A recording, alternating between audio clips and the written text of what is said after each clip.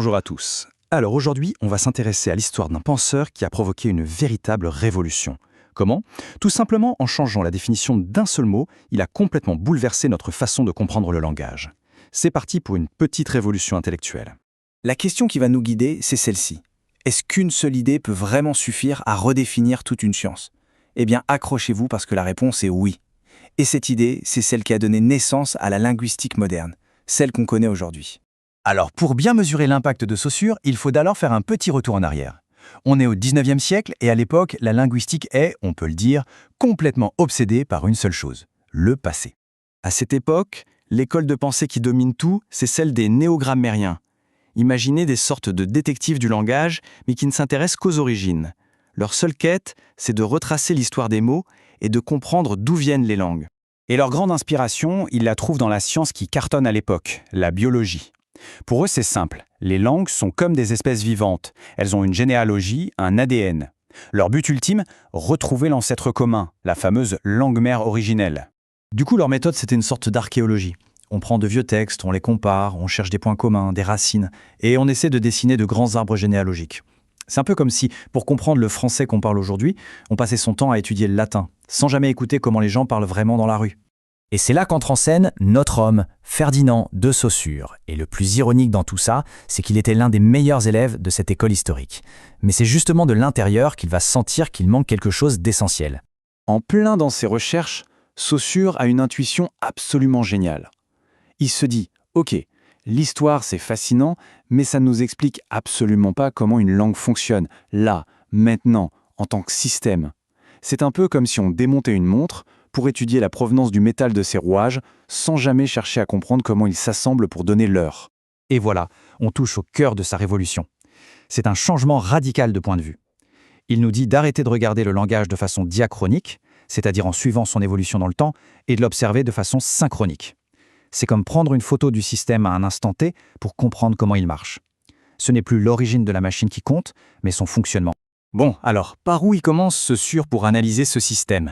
Eh bien, par la base, la brique élémentaire, la plus petite unité de langage, le signe linguistique. En général, on pense qu'un mot, c'est juste une étiquette qu'on colle sur une chose.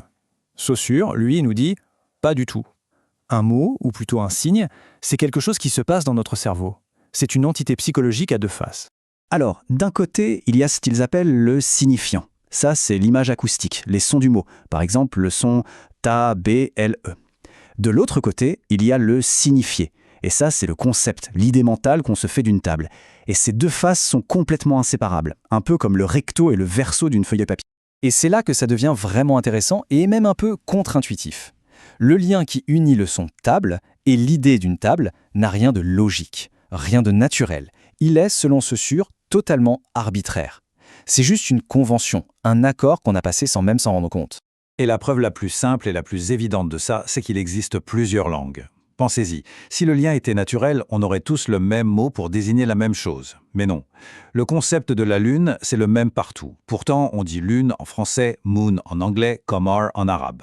C'est bien la preuve que le choix du mot est arbitraire et relève d'un contrat social propre à chaque communauté. Allez, on continue. Deuxième grande idée de Saussure, une distinction qui va devenir le fondement de la linguistique, la différence entre le système et l'usage qu'on en fait. Il faut séparer deux choses.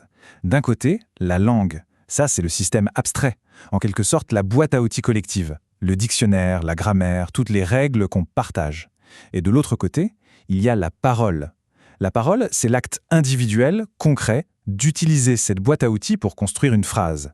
C'est exactement ce que je suis en train de faire en ce moment. L'image du supermarché est parfaite pour comprendre ça. La langue, c'est le supermarché tout entier, avec tous les produits possibles dans tous les rayons à disposition de tout le monde. La parole, eh bien, c'est le contenu de notre caddie personnel. Le stock est le même pour tous, mais ce qu'on choisit de mettre dedans est unique. Ok, donc on a notre système, la langue, mais comment les mots à l'intérieur de ce système acquièrent-ils leur sens? On arrive au dernier concept clé de Saussure, la notion de valeur.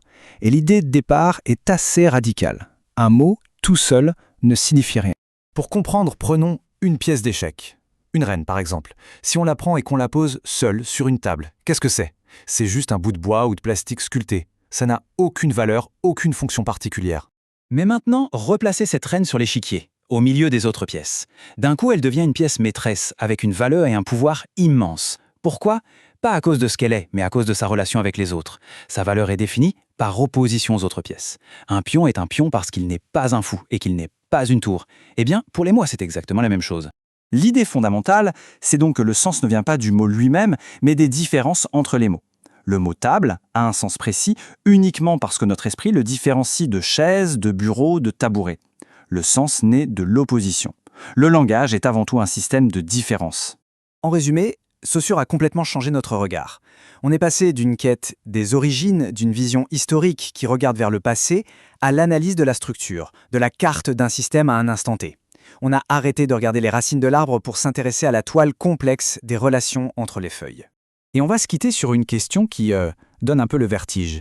Si la langue est bien ce grand système social, ce contrat collectif que personne ne peut décider de changer tout seul, alors, au fond, qui écrit les règles ? C'est sur ce paradoxe absolument fascinant que nous laisse Saussure. Merci beaucoup d'avoir suivi cette analyse.